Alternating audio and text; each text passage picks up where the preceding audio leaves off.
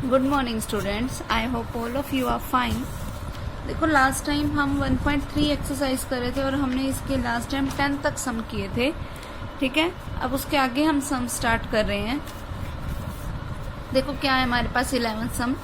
If U is the universal set such that x belongs to natural number, की मतलब मुझे x में सारे एलिमेंट्स कौन से लेने हैं, नेचुरल नंबर्स के लेने हैं। And x is less than equal to 30, यानी कि जो यूनिवर्सल सेट होगा हमारे पास इस टाइप का, इस यूनिवर्सल सेट में हमारे पास एलिमेंट्स क्या है 1 2 3 4 5 6 अप टू 30 तक, ठीक है। यहाँ ये है हमारे पास यू। फिर ए सेट हमें कैसे बनाने का बोल रखा है, A is such that x is a prime number less than 3। अब देखो 3 से कम वाले प्राइम नंबर कौन से होते हैं, सिर्फ एक 2 ही होएगा, 1 को कभी प्राइम नंबर में काउंट नहीं करते, ठीक है।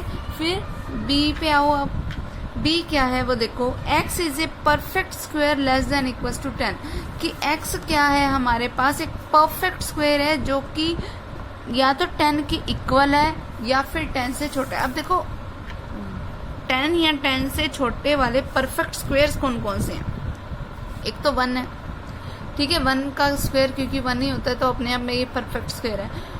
2 नहीं है, 3 नहीं है, 4 है, क्यों, क्योंकि 2 का स्क्वायर 4 है। फिर 5 नहीं है, 6 नहीं है, 7 नहीं है, 8 नहीं है, क्या है हमारे पास 9, ओके। तो ये हमारे पास क्या हो गए परफेक्ट स्क्वायर्स।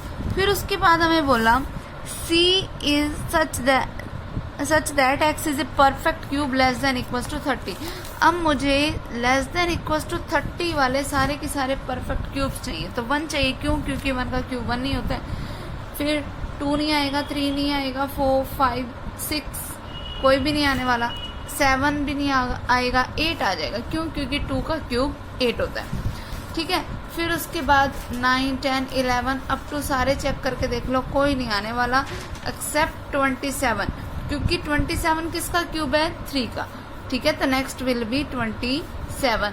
फिर हमें 30 तक जाना है, 30 तक और कोई भी नहीं है, तो ये हमारे पास परफेक्ट क्यूब्स बन गए। फिर अब हमें बोला then verify the result that, first result मुझे क्या प्रूव करना है, ए यूनियन बी का whole complement will be equals to A complement intersection B complement. अब देखो पहले लेफ्ट साइड लेके चलो, लेफ्ट साइड क्या है ए यूनियन बी का कॉम्प्लीमेंट। अब किसी भी क्वांटिटी का कॉम्प्लीमेंट कैसे निकाल सकते हो, जब यूनिवर्सल सेट में उसी को माइनस कर दोगे। तो मतलब पहले मुझे क्या निकालना पड़ेगा, ए यूनियन बी निकालना पड़ेगा। अब ए क्या है 2, इसका यूनियन करना है मुझे बी के साथ, यानी कि 1 4 एंड 9 के साथ, so that A union B is equals to 1 2 4 and 9। ये हो गया मेरे पास ए यूनियन बी।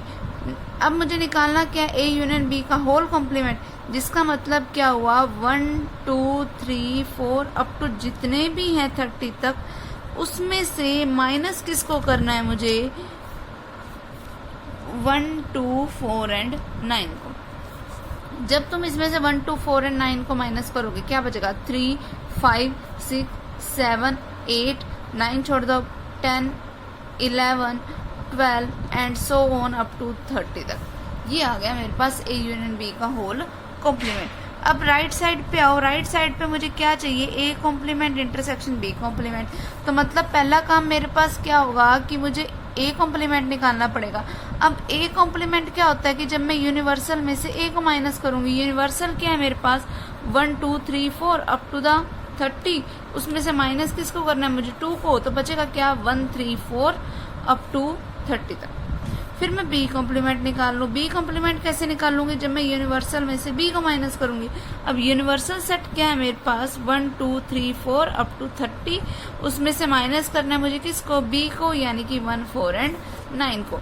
इनको जब हम माइनस करेंगे तो क्या बनेगा 2 3 1 हटा दिया, 4 हटा दो, 4 9 हटा दो, 1 हटाया तो इसीलिए क्या बचा 2 3 बच गया, 4 भी हटाना है मुझे, फिर क्या आएगा 5 6 7 8 9 छोड़ दो, क्या आएगा 10 11, उसके बाद सारे के सारे 30 तक। अब मुझे करना क्या है A complement intersection B complement करना है, मतलब इसका और इसका क्या करना है मुझे इंटरसेक्शन करना है। जब मैं इनका इंटरसेक्शन करूंगी तो इनमें कॉमन एलिमेंट्स कौन कौन से हैं, देखो 1 इसमें है तो इसमें नहीं है, 2 इसमें है तो इसमें नहीं है, 3 दोनों में है, तो एक तो पहला आ गया 3। फिर इसमें 4 है तो इसमें 4 नहीं है, ठीक है। फिर 5 इसमें भी है, ऊपर भी है, 5 6 7 8 यहाँ तक तो कॉमन। फिर यहाँ पर तो 9 है लेकिन यहाँ पर 9 नहीं है, तो जो कॉमन है हमें सिर्फ वही लेने हैं। तो क्या आएगा 11 12 10 11 12 अप टू 30 तक। अब देखो इसका रिजल्ट भी यही आया था, लेफ्ट साइड का, राइट साइड का भी रिजल्ट यही आया है, दोनों एकदम सेम आए हैं। It means A union B का whole complement is equals to A complement intersection B complement. इस तरीके से हमें इनके रिजल्ट्स को फाइंड आउट करना था, ठीक है। इसके बाकी के 3 पार्ट्स जो हैं ये अपने आप करना। अब next sum is draw appropriate Venn diagram for each of the flowing, कि जो हमें दे रखे हैं अब मुझे उनके लिए क्या बनाने हैं, वेन डायग्राम ड्रॉ करने हैं। तो पहला जो हमें वेन डायग्राम बोल रखा है वो किसका ड्रॉ करना है, मुझे A यूनियन B के होल कॉम्प्लीमेंट का। मतलब मुझे चाहिए, देखो A यूनियन B का होल कॉम्प्लीमेंट का मतलब क्या है कि मैं यूनिवर्सल में से A यूनियन B को माइनस कर दूं, ठीक है। तो अगर अब मुझे वेन डायग्राम बनाना है तो पहले तो मुझे क्या चाहिए, यूनिवर्सल चाहिए। तो मैंने ये जो पूरा है ना इसको यूनिवर्सल बोल दिया, ठीक है। फिर मुझे क्या लेना है, कोई A, फिर मुझे क्या लेना है, कोई B। अब मान लो ये कोई A है, ये कोई B है, तो A यूनियन B तो ये सारा हो गया, ये सारा हो गया ना A union B। A union B का मतलब जिसमें A और B के सारे एलिमेंट्स कवर हो जाए। तो अब मुझे लेकिन यूनिवर्सल में से इस A यूनियन B को माइनस करना है। माइनस करना है तो मतलब मेरे पास बचेगा कौन सा पार्ट, ये वाला सारा पार्ट बच गया, ये बाहर वाला। इनके अलावा का जो पार्ट है वो सारा की सारा पार्ट है किसका, A यूनियन B के होल कॉम्प्लीमेंट का। यानी कि ये क्या हो गया मेरे पास इसका रिजल्ट। अगर मैं इसको नीट एंड क्लीन बनाऊं तो ये कुछ ऐसे बनेगा कि ये मेरा कोई यूनिवर्सल सेट है, ये मेरे पास कोई A है, ये मेरे पास कोई B है। तो ये जो पार्ट होगा ये वाला बाहर वाला इन सर्कल से, ये सारा क्या हो गया, A यूनियन B का होल कॉम्प्लीमेंट।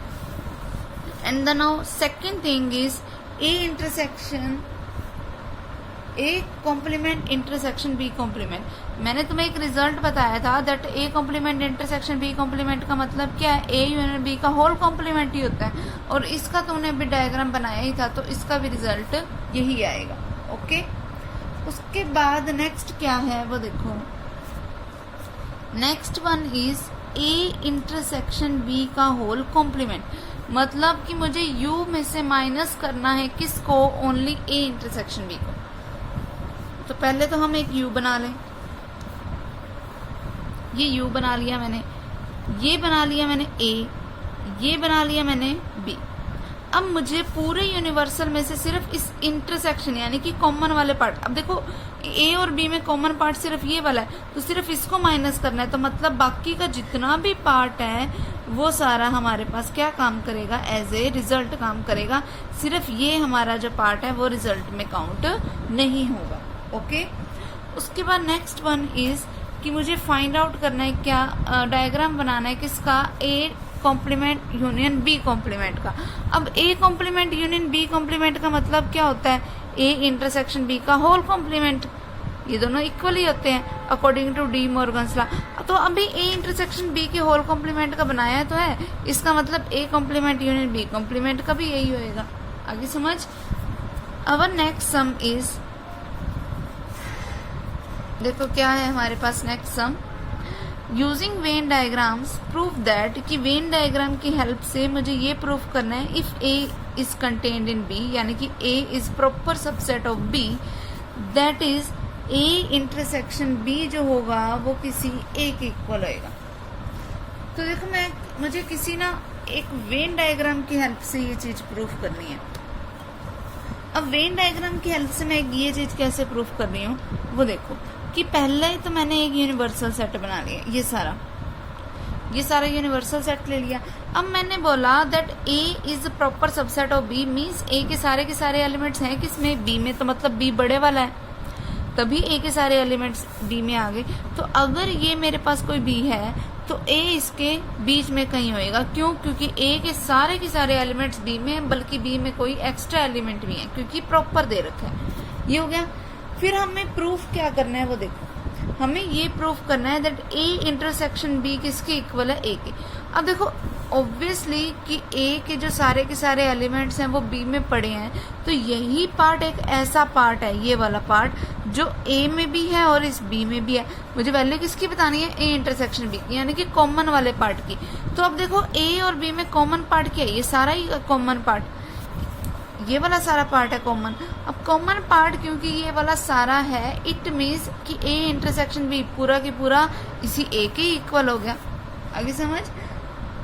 तो तुम इसमें एक लाइन लिखोगे, क्या लाइन लिखोगे, सिंस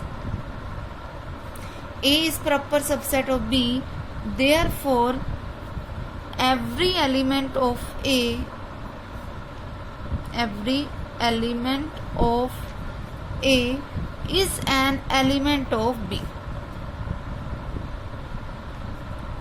ठीक है, समझ आ गई इतनी बात? अब also A intersection B is the set of common elements of A and B।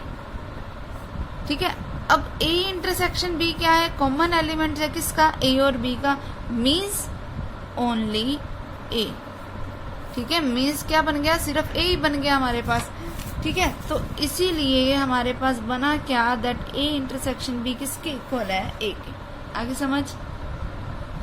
अब सेकेंड पार्ट इज क्या बोल रखा है हमें, if A is the proper subset of B that is A union B is equals to B.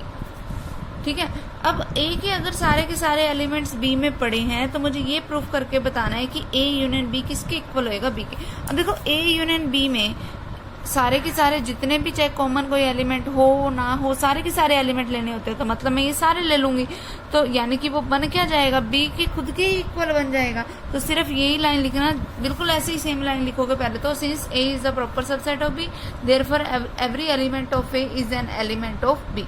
इतना लिखने के बाद बस एक चीज अब अलग से लिखोगे, वो क्या होगी, also A union B is the set of elements of A और B that is the set, जिसका मतलब क्या हुआ, सेट बी। ठीक है, तो अब यहाँ से मेरे को क्या मिल गया, ए यूनियन बी किसके इक्वल है, बी के। आगे समझ? फिर थर्ड पॉइंट देखो, थर्ड पॉइंट में मुझे बोल रखा है दैट ए यूनियन बी जो है वो किसके इक्वल गिवन है, बी के। देन मुझे प्रूफ करना है that A is the proper subset of B. ठीक है, अब देखो अगर ए यूनियन बी बी के इक्वल है, मतलब ये सारे के सारा बन गया, तो ऑब्वियसली अगर ए छोटा है तभी तो पूरा जो यूनियन है वो बी के इक्वल आया। तो diagram is the Venn diagram is the valid proof for A is the proper subset of B। बस इतना लिख के छोड़, आगे समझ? तो ये हमारी जो 1.3 एक्सरसाइज थी ये हमारी कंप्लीट हो गई। ठीक है, अब हम अपनी नेक्स्ट एक्सरसाइज स्टार्ट करते हैं।